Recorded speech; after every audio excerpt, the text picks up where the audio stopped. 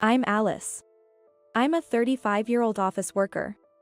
Ever since my husband, David, who is 2 years younger than me, was transferred, we've been temporarily living with my in-laws. It's strictly a temporary arrangement. David seems to want to continue living at his parents' house. But I want to find a proper home soon and leave the in-laws' place as quickly as possible. The reason is, I just don't get along with my in-laws at all. Especially my mother-in-law, Susan. She has always been quite sarcastic, even before our marriage, but it's gotten worse since we started living together. Alice, haven't you gone shopping yet? You've missed the supermarket's sale time.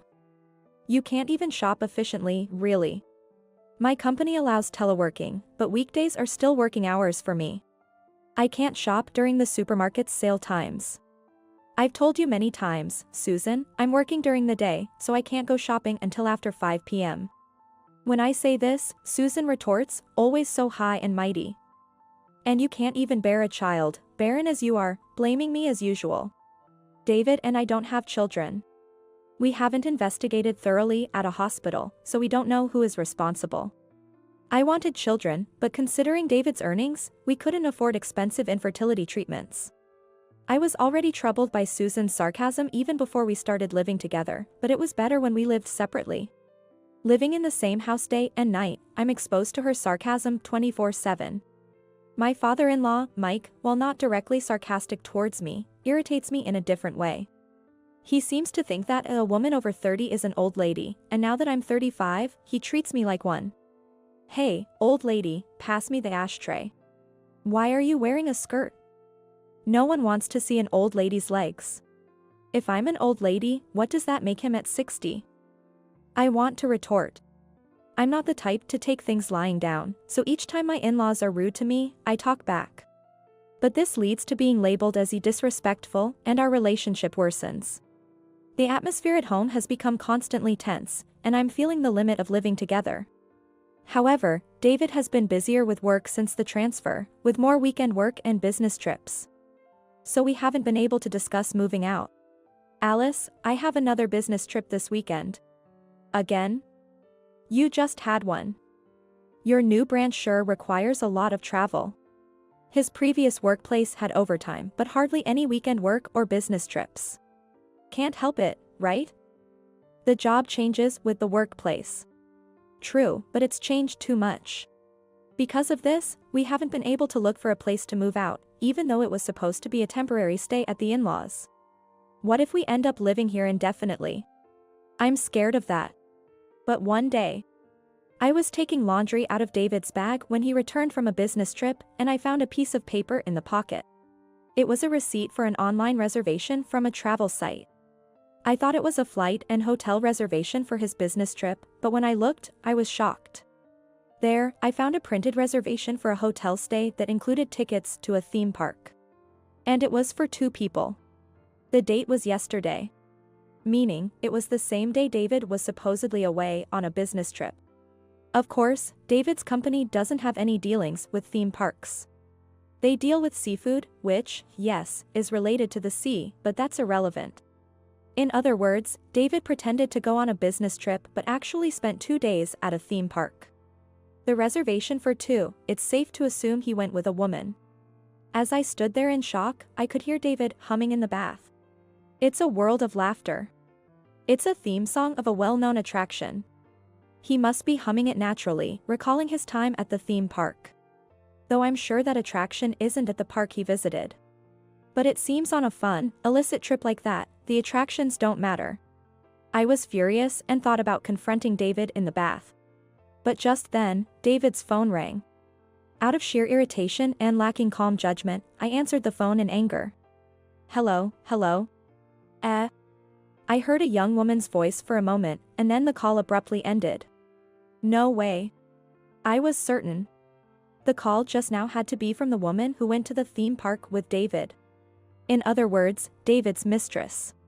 When she heard a woman's voice, she must have panicked and hung up. I checked the call history on David's phone. David isn't very security conscious, so he hardly sets a complex password. Guessing it's probably his birthday in 4 digits, I hit the jackpot. The phone unlocked immediately. but looking inside his phone made my head spin. The phone was brimming with undeniable evidence of his affair. The photo gallery was filled with selfies he took with a young woman, all taken on dates when David was supposedly on business trips or working on weekends. To leave such explicit photos, he was being recklessly careless. Checking the call history again, I saw Emily listed, so I searched for the same name in the SNS friends list and opened their chat. David, I love you. I can't wait to become your wife. This woman, Emily, seemed to be hoping to marry David. A homewrecker? Is she a homewrecker? While I was agonizing, David came out of the bath. I feel so refreshed. As he casually dried his head with a towel, I confronted him. Refreshed? What part of you is refreshed? It seems you've been quite refreshed in various ways, haven't you? Who's Emily? Oh. David was visibly shaken when I suddenly mentioned his mistress's name. So it's true. You lied about business trips and were actually traveling alone with a woman named Emily. I can't forgive you for all these lies. How did you, what the? I showed him the evidence on his phone. This phone has all the evidence I need. You snooped through my phone? That's a violation of privacy. A man who cheats and has such a lack of moral sense complaining about privacy invasion is laughable. If you didn't want it to be seen, you should have set a better password. Before getting married, I made a promise with David. That promise was to never cheat. If either of us cheated, it would be an instant divorce. I declared that to David. Of course, I still feel the same way. I can't continue a married life with a man who goes after other women. Let's get a divorce. When I said that, David surprisingly just nodded in agreement. Yeah, I guess so. It was unexpected. I thought he would resist more. Was he prepared for a divorce as soon as his affair was discovered? I'll prepare for paperwork tomorrow. You explain things to your parents. All right. David's agreement was unexpectedly easy. But once I've made a declaration, I can't and won't take it back. So this is goodbye to married life. I felt a tinge of sadness. The next day, I went out early in the morning to prepare the divorce papers and to run some errands. When I returned home, it was already late at night. There, my husband and in-laws were waiting for me. You finally came back. I was wondering where you've been wandering off to. Susan started with her sarcasm as soon as she saw me. Since David is here, they must already know about his affair and the divorce. Shouldn't they apologize or say something before making sarcastic remarks? But instead of apologizing, Susan said something unbelievable. Well, it's good. I'm glad you're finally leaving. I didn't want to see your face anymore, so it was good you weren't here until night. What do you mean by that? I asked, as Susan grinned smugly. Just what I said. I've been sick of seeing your face. Even though David finally came back to us, you were in the way. I tried to drive you out with my nagging, but you, with no charm, just talked back. So, I had to use my last resort. Last resort? Susan smiled cunningly. You know the name of David's girlfriend, right? Yes. Emily, I believe. Why would Susan confirm the name of David's mistress? Haha. Well, I have a friend at my social club, Catherine, and her daughter is a very polite and charming young lady, 25 years old. 10 years younger than you. Young enough to have plenty of children. Then Susan revealed something shocking. So I introduced David to Catherine's daughter. What? I was astounded. I couldn't believe Susan would say such a thing to me. You mean to tell me, Susan, that you orchestrated David's affair? Oh, don't make it sound so bad. I just made an introduction. I was appalled by Susan's brazen admission. A mother leading her son to cheat. And proudly telling this to her son's wife. How terrifying a mother is she. Well, it had to be done. David is an only child, and we need an heir. If you had just born a child, I might have accepted you. But you just worked. Never having a baby. Mike was nodding in agreement beside her. So, Susan's actions were with Mike's knowledge. Do you understand? A 35-year-old woman who can't bear children is no longer needed. Now that you understand, leave quickly. Susan pointed her finger at me triumphantly. After a moment of silence, I said, I see. I understand your thoughts very well. As you wish, I'll leave. I'll take all my belongings with me. Yes, yes, as you please. You don't have much anyway. Shall I send them for you? Susan said, smirking, though she knew nothing. But the real person to laugh was me. No, it's fine, don't worry. I've already arranged everything. Huh? Susan looked surprised that I wasn't crying or losing my composure. Besides, Susan, I already knew that you were aiding David in his affair. Eh? I sneered at Susan. What do you think I was doing all day today? If it were just preparing for paperwork for divorce, it wouldn't have taken this long. I spent the entire day arranging the move and meeting with Emily. What? Wait, you met with Emily? David asked in a panic. What's it to you? Did you think I wouldn't have a word with her after being cheated on right under my nose? When I checked your phone yesterday, I made sure to take down her number. I spoke with a sense of resolve. Poor Emily, though. When I called her saying, I'm David's wife and I'd like to meet, she was so shocked. Apparently.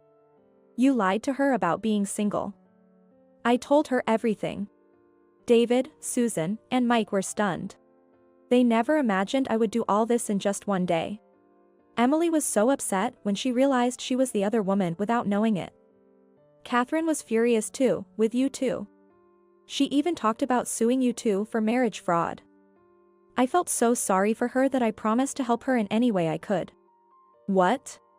David was trembling. Susan was equally shocked. Since Emily was so unwittingly involved, I've decided not to demand any compensation from her. Instead, I'm going to increase the amount of compensation from you, David, and you too, Mike and Susan. Compensation?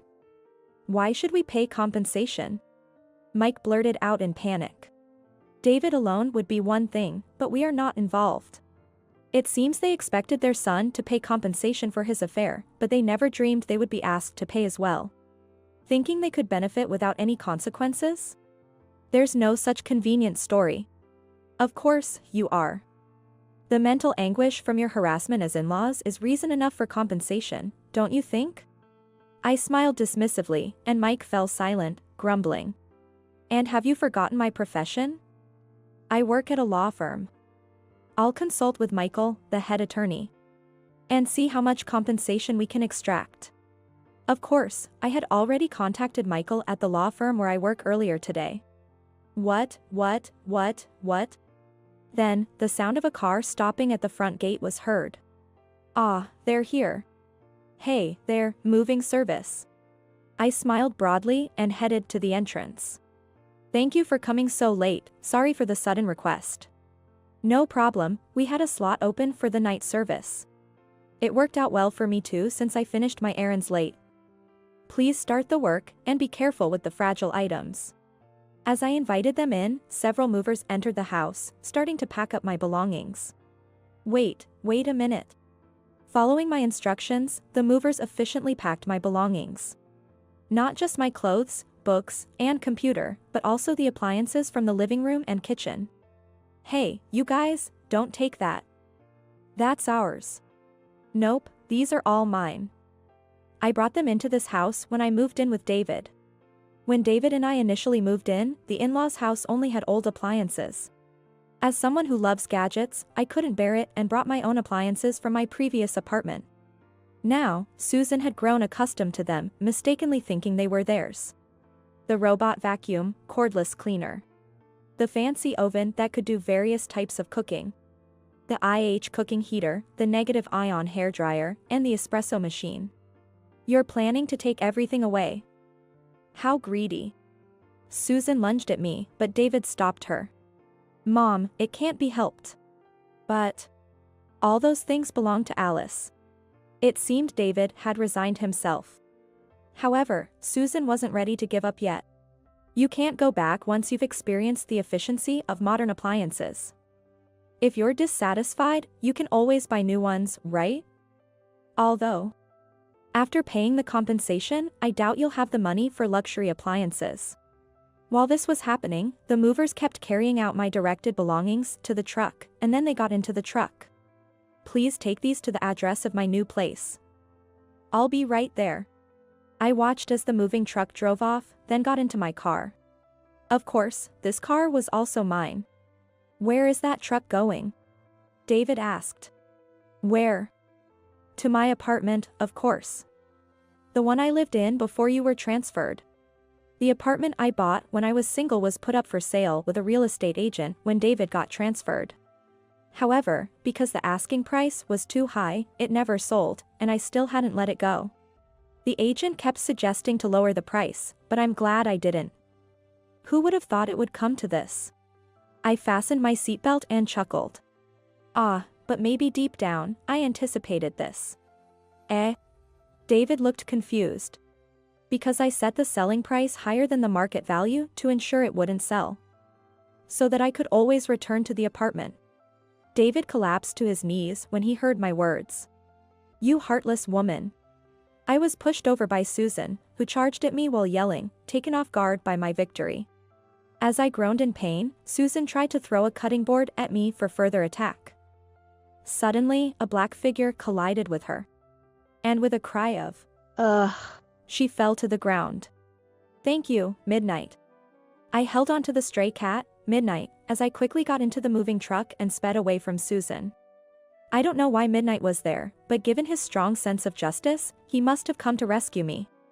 I'll give him some treats later. Afterward, David and I divorced. My law firm filed for compensation from David and his parents. Michael, the head attorney, took the case for almost no fee, using it as practice for the young associates. Even with a young lawyer in charge, I felt secure with Michael's support. Michael himself took on Emily's lawsuit. Given the severity, he's pursuing both criminal and civil charges. It's been a while since he's dealt with a criminal case, so he's eager. After paying the compensation to Emily and me, David's parents will probably have to sell their house, and that still might not be enough. The thought of those three facing a life of debt and poverty almost makes me smirk. Now single, my life without dishonest David and his parents feels like heaven in comparison. For a while, I'll enjoy a carefree single life in my apartment with Midnight, the stray cat I brought with me. I've been putting up with this because of you, wanting kids but never having them. You're defective. The hurtful words hurled at me by my husband of 20 years felt like a stab in the heart. I realized then that I couldn't go on with this man. He's already lost in thoughts of a new marriage. I believe God has been watching over us, witnessing these devilish acts. That's why something like that happened to him. My name is Rachel, and I'm 45 years old. I work as an administrative assistant in a law firm. It's almost been 20 years since we got married. We've lived a modest life together, just the two of us. We both really wanted children. But it never happened. The problem was more on my side, and I spent years going to treatments while working, draining both my physical and financial resources. Yet without success. When I turned 40, I decided to give up. My husband wanted children until the end and urged me to continue the treatments, but I had reached my limit. Enduring pain, watching our savings dwindle. I was scared of that situation. After all, they say you need $200,000 saved for retirement. Spending more money seemed like a waste. I propose we stop the treatments and live our lives, just the two of us. Let's save up and maybe go on some luxurious trips instead of having children. I suggested this, and my husband, though hesitant, agreed. So, we decided to enjoy our life together. Yet, every time I saw children's photos on TV shows or Christmas cards, I felt a complex mix of emotions. Even 5 years after stopping the treatments, I still carry guilt and regret for not being able to have children. Then, one day, I decided to attend a class reunion, the first in about 10 years. My husband suggested I should take it easy and stay overnight nearby. It felt like a mini vacation. Come to think of it, since getting married, I rarely went out alone. I was always preoccupied with fertility treatments. It's okay to indulge once in a while. At the reunion, I enjoyed catching up with old friends. Rachel, long time no see. How are you? You look like you've lost some weight. Indeed, I had lost about 22 pounds in the last decade. I'm envious. Ever since I got married and had kids, I've gained about 33 pounds. Even these harmless conversations slightly stung my heart. Rachel, do you have any children? No, we couldn't have any. It's just me and my husband. Oh, I'm sorry if that was a weird question. No, it's fine. Let's have a good time. I tried to keep the atmosphere cheerful. Speaking of which, my son almost fell for a marriage scam recently. A scam? I was surprised by my classmate's words. Yeah, it was almost a fraud. She asked him for $20,000 before they even got married. What happened then? He couldn't pay $20,000, so he came to us, his parents. That's how we found out. In the end, the woman disappeared. What a scary story. There sure are some terrible women out there. Really frightening. Marriage fraud, huh? I'm a bit shocked to hear it happening so close to home. That son is now relieved to have found a new girlfriend, it seems. The reunion went smoothly and eventually came to an end. I didn't go to the after party, instead returning to my hotel and enjoying a drink alone. Oh, I forgot to contact my husband. It's still only 10 p.m., he should be awake. I called home. But no matter how much I rang, my husband didn't answer. Maybe he's already asleep. Well, I'll be home tomorrow anyway, so it's no big deal. However, I had a nagging feeling. A woman's intuition, perhaps? I just had a bad premonition. Since then, my husband started coming home extremely late on weekdays. And he began to come home drunk almost every night. Hey, I'm home. Honey. You're drinking so much and coming home like this. Are you okay?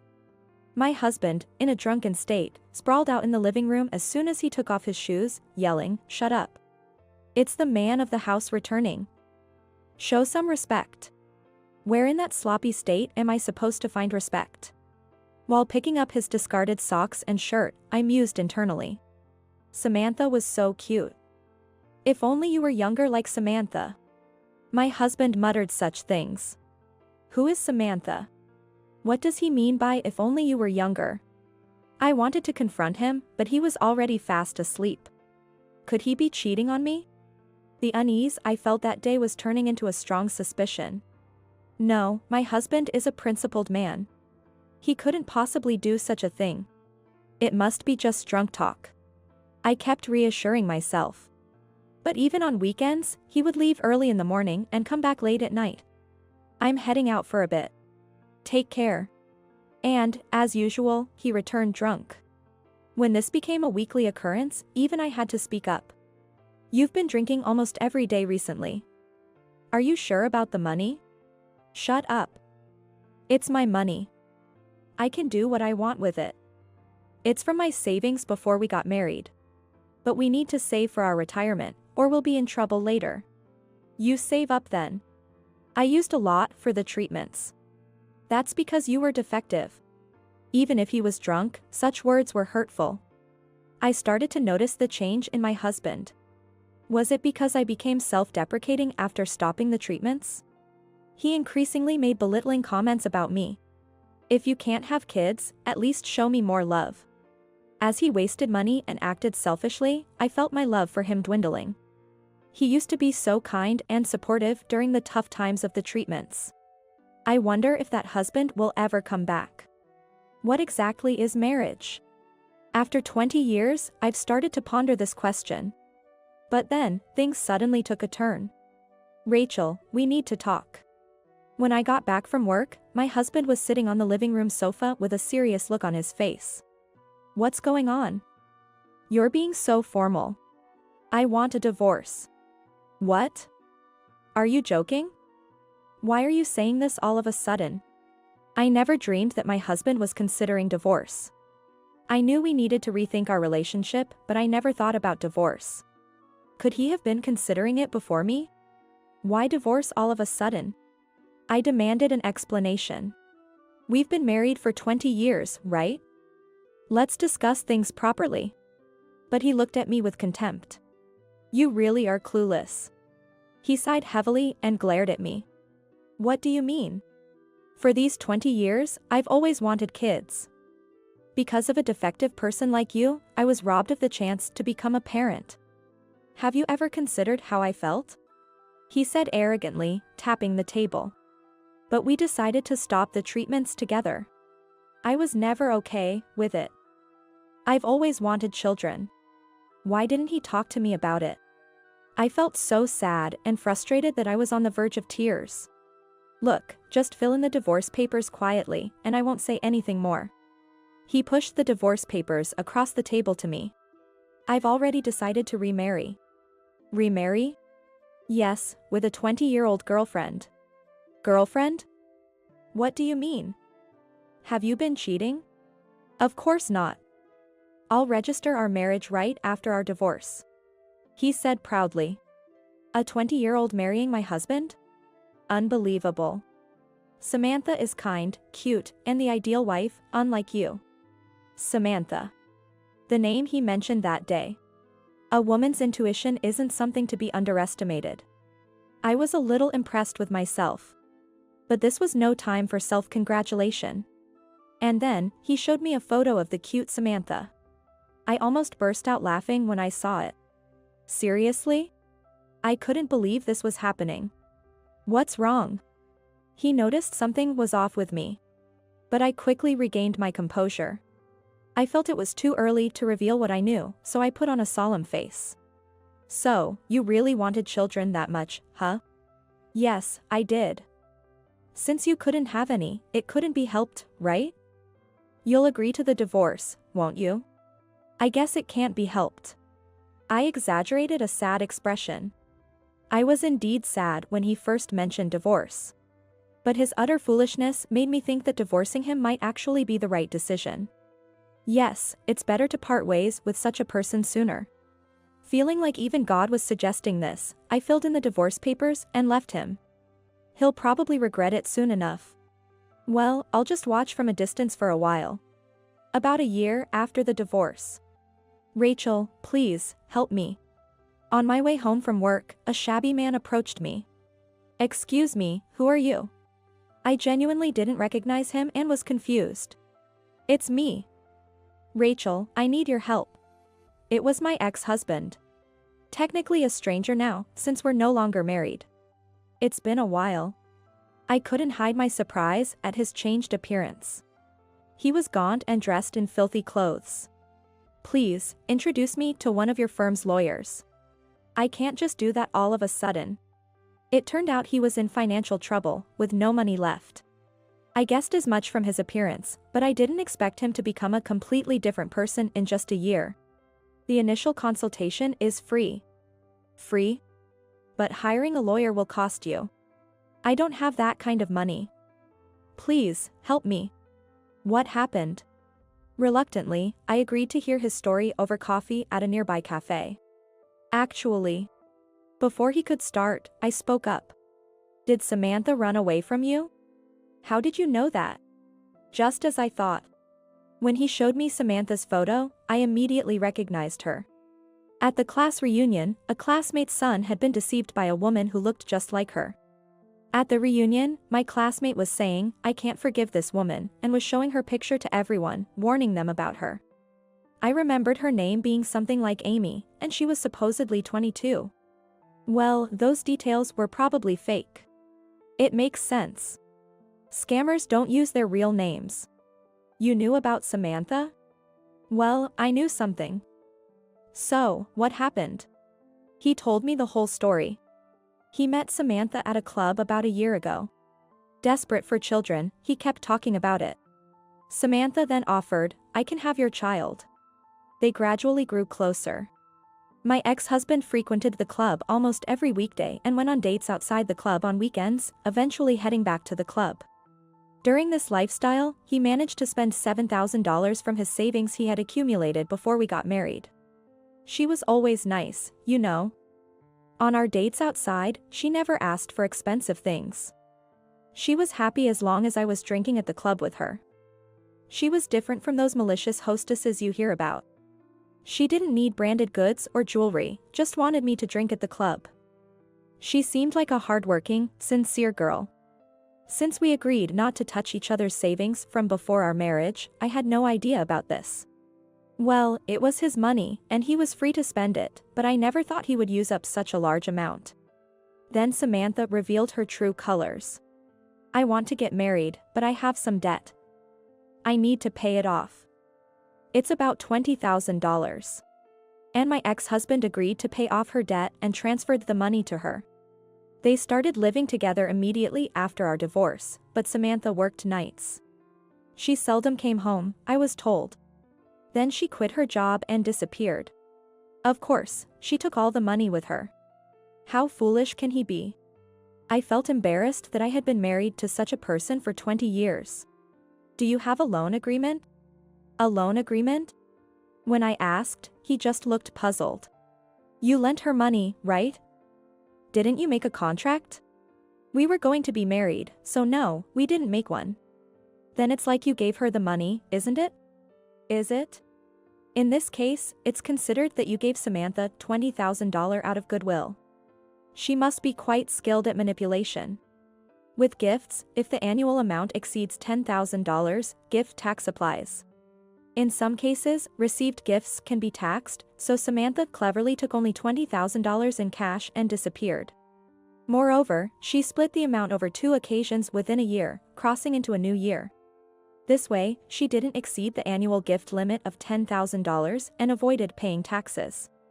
My ex-husband thought she was a good girl because she never demanded gifts, but it was because she knew the law well. What should I do now? Well, you could consult a lawyer. But it will cost you.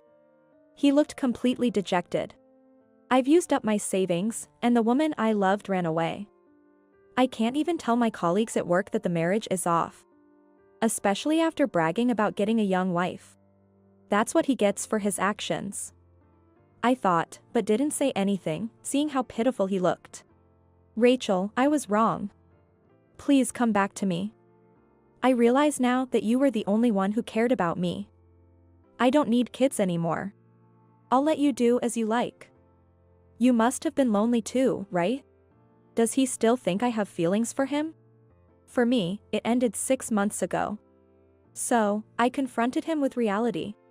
What are you talking about after a whole year? Isn't this a bit too convenient for you? But, Rachel, are you going to abandon me? Weren't you the one who pushed for a divorce? Rachel, you're the only one I can rely on. He looked exhausted. I decided to show a bit of compassion. All right. Shall I call a lawyer I know? Rachel, thank you. You still care about me. He was moved to tears. Then Andrew, a lawyer from my company, arrived at the cafe. Andrew, over here. Rachel, who is this? He's an acquaintance who seems to be in trouble. Is that so? Nice to meet you, I'm Andrew. My ex-husband looked puzzled at our seemingly close relationship. We've been dating for the past 6 months. So, what was the consultation about again? As I said that, my ex-husband seemed to be in a daze. No, I think that's enough for today. Suddenly coming to his senses, he quickly left as if he was escaping. Eventually, my ex-husband couldn't afford a lawyer and had to accept his loss. At his company, rumors spread that he was dumped by his fiancée and even his ex-wife wouldn't help him. It's a small world indeed. I never imagined someone from my ex-husband's company would be at that cafe, listening to our entire conversation from start to finish. I heard through the grapevine that, fearing a lonely old age, he's now desperately trying to find a new partner. What was that all about? Andrew asked me later, and I explained everything to him. I'm sorry for the trouble. Actually, that's quite a story. You've had a tough time, Rachel. The story about me dating Andrew was a complete fabrication. I asked him to play along as a favor. I'm really sorry for all the trouble. It's okay, I'm glad I could help. By the way, do you have plans after this? Would you like to have dinner together? I never expected such a turn of events and was flustered. A fresh start in my mid-40s. Not a bad beginning at all. Yes, I'd love to. I was filled with a sense of anticipation, believing that a fun and exciting future lay ahead. This unwavering feeling made me look forward to what's coming next.